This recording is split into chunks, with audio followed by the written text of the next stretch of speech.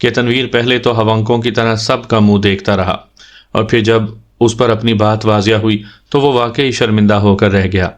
عمران صاحب، صدیقی نے جو بات کی ہے، اگر ایسا ممکن ہو سکے تو یہ واقعی بہترین آئیڈیا ہے۔ خاموش بیٹھے ہوئے کیپٹن شکیل نے بڑے سنجیدہ لہجے میں کہا۔ ہاں، اسی لیے تو میں اس کی تعریف کر رہا تھا، یہ اینگل تو میرے ذہن میں بھی نہیں آیا تھا۔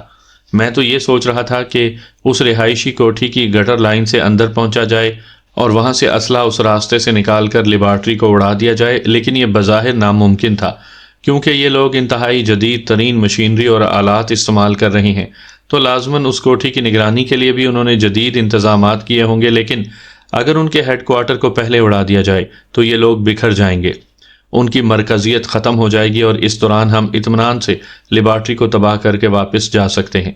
عمران نے بھی سنجیدہ لہجے میں جواب دیتے ہوئے کہا، لیکن اصل مسئلہ تو یہ ہے کہ ہمیں ان کے ہیڈ کوارٹر کے بارے میں معلومات کیسے حاصل ہوں؟